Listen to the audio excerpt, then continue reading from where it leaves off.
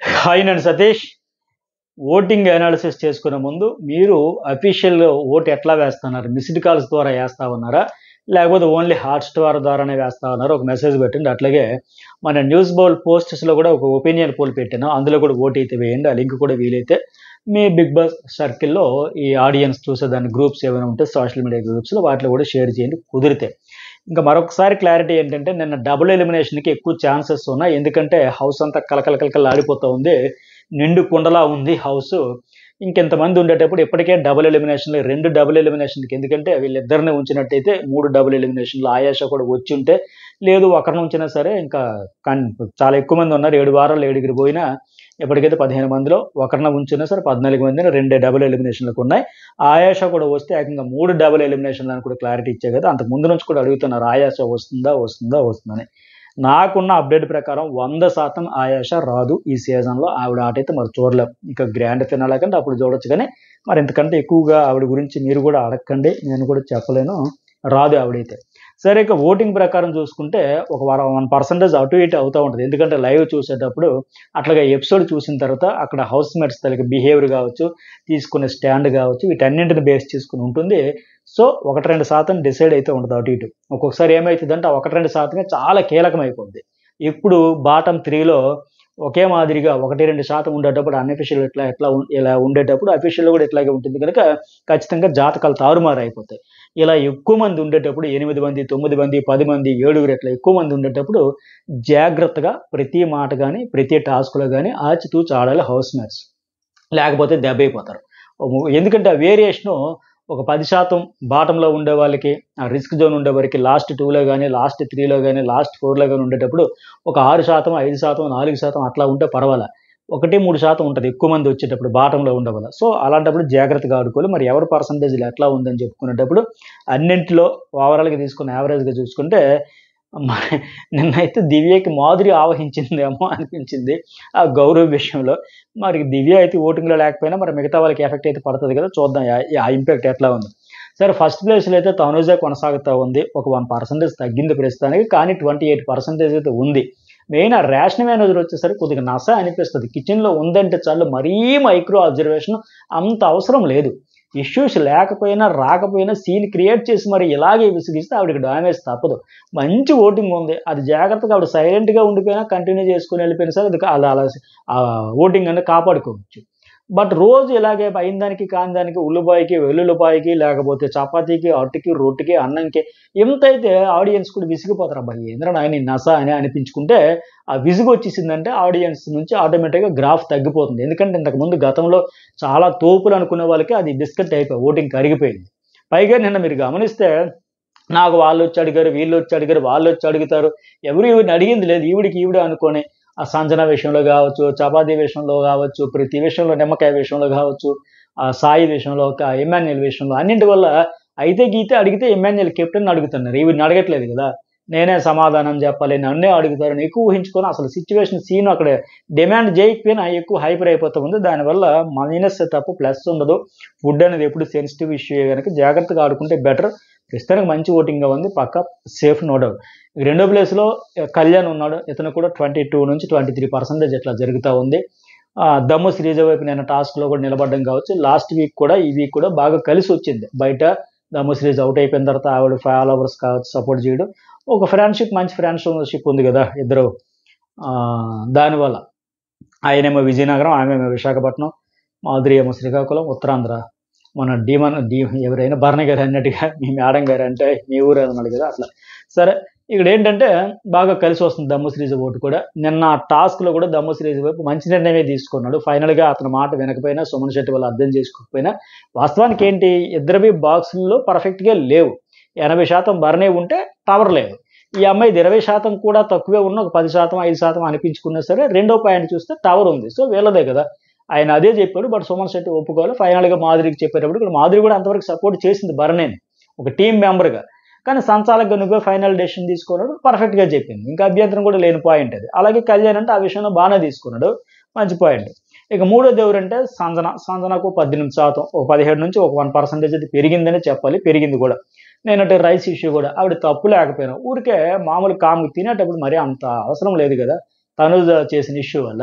మరి నువ్వే కదమ్మా రెండో గరిటె పప్పు వేసావు, అప్పుడైనా నువ్వే చెప్పొచ్చు కదా, మరి అప్పుడు చూడలేదని. చూడలేదో చూసిందో లేదు కానీ మరి తర్వాత దీన్ని అడ్వాంటేజ్గా చేద్దాం, హైలైట్ చేద్దాం అనుకుంది కానీ ఎవరు అడగకపోయినా ఆవిడ అనుకుని అనవసరంగా ఇవి పెంచుకుంటూ పోతే వాళ్ళు హర్ట్ అయితే వాళ్ళ హౌస్ మేట్స్ని మరీ అంత హార్ష్గా అనేస్తూ ఉంటే ఇమ్మాన్యుయల్ వచ్చి అమాయకంగా నిన్ను మరీ అంత హార్ష్గా అని, లేదంటే మాకు ఎంతకంటే హార్ష్గా అనేసింది అనేటప్పుడు ఆయన ఒక డెసిషన్ తీసుకోవచ్చు కదా కెప్టెన్గా.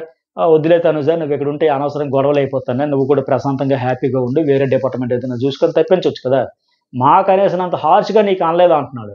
ఈవిడికి మనం చూసినంత వరకు ఈవిడికి హార్ష్గా అనింది. అట్లాగే సాయి విషయంలో కూడా బాగా హర్ట్ అయ్యాడు, ఇమ్మాన్యుయల్ కూడా హర్ట్ అయ్యాడు. అలాంటి వాళ్ళు ఏంటంటే ఇప్పుడు ఎవరు తనుజకు మంచి ఓటింగ్ ఉంది కాబట్టి సరిపోయి, మిగతా వాళ్ళకి ఏంటంటే తక్కువ ఓటింగ్ ఉన్న గ్రాఫ్ పెరుగుతుంది, పాజిటివిటీ వస్తుంది, వీళ్ళకి ఇప్పుడు సింపతి కూడా వస్తుంది. సంజనాకైతే అదే జరుగుతుంది, 18 వచ్చింది. ఇక రామురాధుడు కూడా 8%. నిన్న ఇతడు అన్ని మాట తప్పు కాదు, కాకపోతే ఆ టైంలో ఎమోషనల్గా ఏదో బెదిరించినట్టుగా అయ్యింది అక్కడ.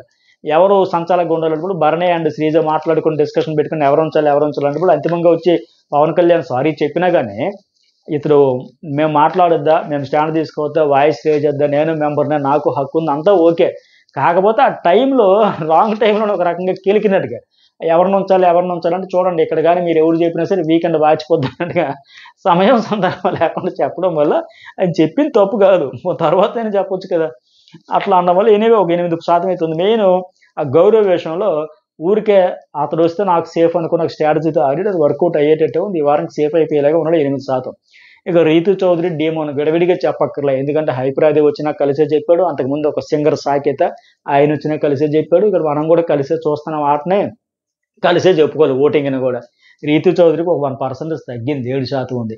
అట్టగే డీమాన్ పవన్కి కూడా 7 ఉండేది 6% కూర్చింది. ఆమెకు 7 ఉంటే ఇతనికి 6, 1% తగ్గించుకుంటా ఉన్నారు ఇద్దరు. ఎందుకంటే అంత తిట్టుకొని నిన్న డీమాన్ పవన్ ఆ అమ్మాయి విషయంలో 2 సార్లు ఇట్లా తోసిందైతే అది చూసే వాళ్ళకి అంత అవసరమా, మ్యాన్ హ్యాండ్లింగ్లో కనిపిస్తుంది అక్కడ సంజన చెప్పినట్టుగా.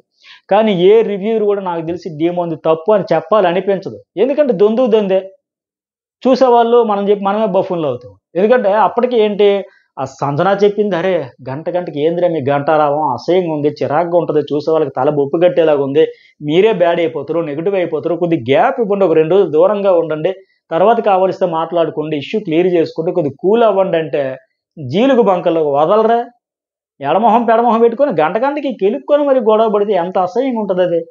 సంజన చెప్పింది, ఇమాన్యుయల్ చెప్పాడు, దమ్ముశ్రీజ చెప్పింది, ఇంకెంతమంది చెప్పాలి, వాళ్ళకి అర్థం కాకపోతే పెంట చేసుకుంటున్నారు, చేతిలో చెడగొట్టుకుంటున్నారు. నేను డీమాన్ పవన్ చూసాం, అద్భుతంగా ఆడాడు, ఎరగొట్టేశాడు. ఆ టాస్క్ విషయంలో నేను ఇప్పుడు 3-4 వీడియోలో చెప్పాల్సి వచ్చింది, ప్రోమోలు వచ్చేటప్పుడు కానీ, ఎపిసోడ్ రివ్యూలు కానీ, ఓటింగ్లో కానీ, అప్డేట్స్లో కానీ, లైవ్లో కానీ ప్రతి దశలో మెచ్చుకోవాల్సిందే. ఈ సీజన్లో బాగా ఆడిన టాస్కులు అదొకటి అద్దర కొట్టేశాడు. ఎంత ఆడితే ఏం ఉపయోగం, బిహేవియర్ అనేది కూడా చూస్తారు కదా. అఫ్కోర్స్ ఇక్కడ కూడా ఆయన తప్పు పట్టలేం, ఎందుకంటే ఆయమ్మే కూడా తర్వాత వచ్చి ఇలా తినిపిస్తూ ఉంటే, గోరు మొదలు పెడుతూ ఉంటే ప్రేమగా, మరి అంత విసుక్కుని అంత చిరాకు దొబ్బే అన్నావు, నేను దొబ్బేసా సరే అంత రచ్చ చేసుకున్నా కూడా మళ్ళీ అంటే చూసే వాళ్ళకి విరక్తి ఉంటుంది. వీళ్ళు కొంప కొల్లేరు చేసుకుంటున్నారు, వీళ్ళే చెడగొట్టుకుంటున్నారు. ఇద్దరు ఫిజికల్గా అయితే అద్దరు కొట్టి ఆడతారు, ఉపయోగం ఏముంది, తమ వేలుతో తమ కన్నే పొడుచుకున్నట్టు ఉన్నారు ఇద్దరు ఆట కూడా చూస్తే. ఇక గౌరవ్ విషయంలో 1% పెరిగింది, 5 నుంచి 6 వచ్చింది, సింపతి వస్తుంది. మాధురి దివ్య చూసారా, అలాంటి బిహేవియర్ దివ్య నుంచి అసలు ఎక్స్పెక్ట్ చేయలే. నిజంగా ఆవిడ చేసిన రచ్చకైతే ఖచ్చితంగా పెరుగుతుంది, సింపతి పెరుగుతుంది. ఎంత హెడ్ స్ట్రాంగ్తో ఎంత హెడ్ వెయిట్తో మాట్లాడిందంటే ఛాయ్ కావాలని దాన్ని కూల్గా చెప్పొచ్చు కదా. నేను ఆల్రెడీ టైర్డ్ అయిపోయాను అంటే అతని విషయంలో, భరణి విషయంలో నువ్వు ఓవర్ కాన్ఫిడెన్స్ అని చెబుతావు అని మనసులో పెట్టుకున్నట్టుంది. నువ్వు అయితే కెప్టెన్ అడగాలి, రేషన్ మ్యారేజ్కి అడగాలి, కానీ అంతిమంగా నేనే కదా చెయ్యాలి, సో నేను చెయ్యను. అదే ఇంకొకరో తనకు పాజిటివ్ వైబ్ ఉండే వాళ్ళైతే చేసేది కదా. అప్పుడు చెయ్యలేదు, సరే నీకు చెయ్యాలి అనిపించలేదు, మామూలుగా చెప్పొచ్చు కదా. మళ్ళీ ఆయనకి పిచ్చిగా మాట్లాడుకో, ఏమది నేను భరణి గారు అనే ట్యాగ్ వెయ్యికి, నాకు నేను ఎక్కడ చేశాను, అనవసరంగా ఈవిడే మాట్లాడేసింది. నా దగ్గర ఏం ఎక్స్ట్రాలు చేశాడు భరణి సార్, ట్యాగ్స్ వేయకంటే అది ఎక్కడుంది, నీకు సెన్స్ ఉందా, అవన్నీ మాట్లాడతా. ఈవిడి గేమ్లో ఆయన గేమ్లో వాళ్ళిద్దరు టాపిక్లు ఈవిడి కదా ఇన్వాల్వ్ అయ్యింది. మళ్ళీ హ్యాండ్ గెస్ అయిపోయిందా, అయిపోయింది కదంటే అయిపోయింది నుంచి మళ్ళీ పోక్ చేయడం, ఎగతాలు చేయడం కావచ్చు, హ్యాండ్ గెస్టర్స్ అదేమన్నా తప్ప, అమ్మ చల్లబడు, కూల్ అవ్వు, అయిపోయింది కదా, సరే కూల్ అంటారు కదా, అందులో తప్పేం లేదు కదా. ఇప్పుడు ఏంటో హ్యాండ్ గెస్టర్స్ అంటే ఏమంత పొరపాటున అనేసాడు, నేను మళ్ళీ వెనక్కి వెళ్ళి చూడాల్సి వచ్చింది. మీరు కూడా ఒకసారి ఉలిక్కిపడి చూసాడు, ఏమంటుంది రాంగ్ అనేసాడు ఏమన్నా లెక్క. అంటే నేను కామ్ అయితే నువ్వు చాలా ఆపింకనే మాదిరిగా అంటే అందులో తప్పే ఉంది. 3 days బ్యాక్ ఈఎంఐ కదా అనింది ఆ నిఖిల్ గౌరవ్ హ్యాట్ టాస్క్లో కూడా షటప్ అనే, మరి అది ఎంత పెద్ద మాట. మళ్ళీ తర్వాత ఆవిడే అపాలజీస్ చెప్పింది కదా. ఆయన అదే అడిగి నువ్వు మరి నోరు మూసుకొని చెప్పే కదా నేను అనలే నేను షటప్ అన్నాడు. మరి ఏంటి ఇంగ్లీష్‌కి, తెలుగుకి తేడా? ఒకటే అర్థం కదా! ఈవిడ ఎట్లా పడితే అతనికి లాంగ్వేజ్ ప్రాబ్లమ్ ఉంది కదా అని అనేయడం వల్ల కొన్ని మంచిదే. అతను ఇప్పటికే బాధపడుతున్నాడు. బెస్ట్ ఫ్రెండ్, క్లోజ్ ఫ్రెండ్ ఒకే ఒక ఫ్రెండ్ మంచి పాజిటివ్ వైబ్ వచ్చిందనుకున్న రామయ్య సిల్లీ రీజన్ చెప్పి నామినేషన్ చేసిందని ఫీల్ అవుతూ ఉంటే, ఇప్పుడు ఈవిడొచ్చి ఏకంగా అయ్యో! నువ్వెందుకే కంగారు పడతావు ఆడియన్స్‌కి నేను ఇస్తా కదా కంటెంట్ నిన్ను ఎక్కడికే లేపుతున్నాను మాదిరిగా ఉంది. సో, ఎంతసేపు ఎట్లా అంటే, భరణి గారి ఇష్యూ కాదు ఆ ట్యాగ్ నాకొద్దంటే, మరి ఈవిడే కదా దూరిపోయింది ఆ విషయంలో. వాళ్ళిద్దరూ మాట్లాడుకున్నారు. ఆయన ఓవర్ కాన్ఫిడెన్స్ అంటే, భరణి గారు కూడా ఓవర్ కాన్ఫిడెన్స్ కాదు బాబు. నా ఒక్క సోలో గేమ్ కాదు. అది టీమ్ గేమ్. టీమ్ స్పిరిట్ కోసం ఆడాను. ఇవన్నీ ఆన్సర్ చెప్పాడు. బస్ క్లోజ్ అయి ఈవిడొచ్చి భరణి గారి ఇష్యూ కాదు. భరణి గారి ట్యాగ్ వద్దన్నప్పుడు, భరణి గారి తరపున నువ్వెందుకు వాయిస్ రైజ్ చేసుకోలేదు? నువ్వేమైనా లాయర్‌వా? ఆయన పాయింట్ ఆయన మాట్లాడుకున్నాడు కదా! నీకు ఆడమని చెప్పలేదు కదా! భరణి గారికి నాకు ఏదో చుట్టరకం ఉంది, బీరకాయ పీస్ చుట్టరకమైన మాదిరిగా ఎందుకు అడగాలి? వేరే కంటెస్టెంట్ సుమన్ శెట్టి ఉంటే అడుగుద్దా? అడగదు కదా! జోక్యం చేసుకోదు కదా! ఆఖరికి ఈవిడ అట్లా జోక్యం చేసుకోవడం 100% తప్పని భరణికి కూడా అర్థమైంది. ఆయన కూడా చెప్పాడు దివ్యకి చెప్పు ఎందుకు ఆవిడ ఇన్వాల్వ్ అయిపోతుందంటే, నేను నా ఇష్టం నేను దూరుతా. నా వాయిస్ నేను చెప్పొద్దంటారా? మళ్ళీ భరణి గారికి పప్పెట్లాగా ఉండాలనుకోవాలా? ఇది ఏదేదో ఊహించుకొని ఏదేదో అనేసి ఈవిడే అంత ఎక్కువ మాట్లాడడం వల్ల ఖచ్చితంగా వీకెండ్ అయితే నాగార్జున గారు అడుగుతారు. అవసరం లేని పంచాయతీ అంత అవసరమని. ఆయన అడిగినా అడగకపోయినా ఆడియన్స్ అయితే యాక్సెప్ట్ చేయరు. అంతలాగా ఆయన తప్పు లేకపోయినా అన్ని మాటలనేవాడు. సరే ఫైనల్‌గా మాధురి అయితే ఉంది. 4% ఉంది. ఈ వీక్ ఈవిడ గాని మాధురి గారు గాని వెళ్ళిపోతే తనూజ నేల మీద నడవదు. మనతో గొడవ పడితే మనం నామినేట్ చేస్తే మనతో పెట్టుకుంటే మటాషే. నాతో గొడవ పడతదా అని లేక ఎందుకంటే నేను చపాతీ గొడవ అవన్నీ అయ్యాయి గనక ఆవిడ కూడా ఓ పడతన్నాం కదా! ఏ మాట అంటే ఆ మాట పడడానికి రాదనింది కదా! సో, మొత్తానికి సింగిల్ ఎలిమినేషన్ అయితే మాధురి. డబుల్ ఎలిమినేషన్ అయితే చెబుతున్నా కదా! గౌరవ్ గుప్తాకి సింపతి వర్కౌట్ అయిపోతే మాధురితో పాటు ధీమైన అయినా వెళ్ళొచ్చు. రీతు అయినా వెళ్ళొచ్చు. ఎందుకంటే ఇద్దరు చేతుల సర్వనాశనం చేసుకుంటున్నారు ఆట. ఈక్వల్‌గా ఉన్నారు. ఈ నలుగురే డేంజర్ జోన్‌లో ఉన్నారు. 8 మందిలో నలుగురు సేఫ్ జోన్‌లో ఉంటే, ఈ నలుగురు పక్కా రిస్క్‌లో ఉన్నారు.